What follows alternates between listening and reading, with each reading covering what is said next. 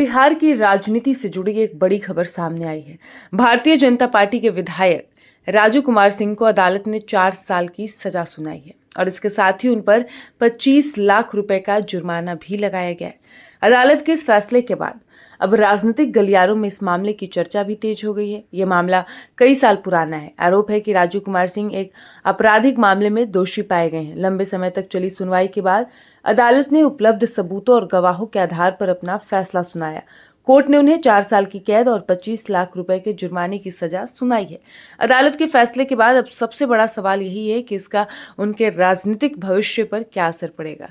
नियमों के मुताबिक यदि किसी जनप्रतिनिधि को 2 साल या उससे अधिक की सजा होती है तो उसकी विधानसभा सदस्यता भी इस पर उसका खास असर पड़ सकता है। हालांकि इस मामले में आगे की कानूनी प्रक्रिया और संबंधित प्रावधानों के आधार पर अंतिम फैसला होगा। जानकारी के मुताबिक इस मामले की सुनवाई काफी समय से चल रही थी। अदालत में दोनों पक्षों की ओर से अपने अपने तर्क रखे गए।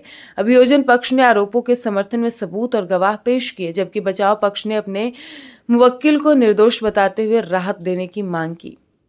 सभी पक्षों को सुनने के बाद अदालत ने फैसला सुनाया। कोर्ट ने अपने आदेश में जुर्माने की राशि भी तय की। यदि जुर्माना निर्धारित समय के भीतर जमा नहीं किया जाता है तो अदालत के आदेश के अनुसार अतिरिक्त कानूनी कार्रवाई भी हो सकती है।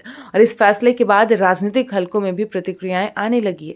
विपक्षी दल इसे कानून की जीत बता रहे हैं, जबकि बीजेपी की ओर से अभी विस्तृत आधिकारिक प्रतिक्रिया का इंतजार किया जा रहा है। राजनीतिक विश्लेषकों का कहना है कि इस फैसले का असर स्थानीय राजनीति पर भी पड़ सकता है। कानूनी जानकारों का ये मानना है कि अदालत के फैसले के खिलाफ ऊपरी अदालत में अपील करने का अधिकार हर दोषी व्यक्ति को होता है। ऐसे में राजू कुमार सिंह भी इस फैसले को उच्च न्यायालय में चुनौती दे सकते हैं। यदि ऊपरी अदालत से राहत मिलती है तो आगे की स्थिति शायद बदल सकती है, लेकिन फिलहाल निचली अदालत का फैसला लागू माना जाएगा। और इस मामले के सामने आने के बाद लोगों के बीच ये चर्चा भी शुरू हो गई है कि जनप्रतिनिधियों से जुड़े मामलों का जल्द निपटारा होना चाहिए ताकि जनता के सामने सच्चाई समय पर आ सके। पिछले कुछ वर्षों में अदालतें जनप्रतिनिधियों से जुड़े लंबित मामलों की सुनवाई में तेजी लाने पर भी जोर दे रही है। विशेषज्ञों का मानना है कि लोकतंत्र में कानून सभी के लिए समान है, चाहे कोई आम नागरिक हो या कोई जनप्रतिनिधि। यदि अदालत किसी को दोषी मानती है तो उसके अनुसार ही, उसके मुताबिक ही सजा दी जा सकती है और यही कानून के शासन की सबसे बड़ी पहचान है। फिलहाल इस मामले में अदालत का फैसला आ चुका है, लेकिन कानूनी प्रक्रिया अभी समाप्त नहीं हुई है। यदि राजू कुमार सिंह ऊपरी अदालत में अपील करते हैं तो वहां मामले की दोबारा सुनवाई हो सकती है।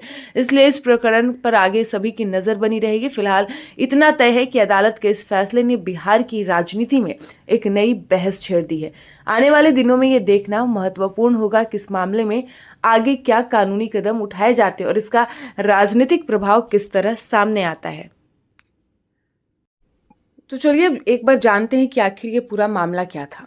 आपको बता दें कि जानकारी के मुताबिक 31 दिसंबर 2018 को दिल्ली के बसंत कुंज स्थित फार्म हाउस पर न्यू ईयर पार्टी चल रही थी। बीजेपी एमएलए राजू कुमार सिंह के फार्म हाउस पर उस वक्त हर्ष फायरिंग में डॉक्टर अर्चना गुप्ता की गोली लगने से मौत हो गई थी और इस घटना ने पूरे देश में सनसनी फैला दी थी। लंबी सुनवाई के बाद राउज एवेन्यू कोर्ट ने विधायक को दोषी करार दिया है और 4 साल की सजा सुनाई है। आर्म्स एक्ट के अगले मामले में अब 2 महीने की अतिरिक्त सजा भी दी गई है।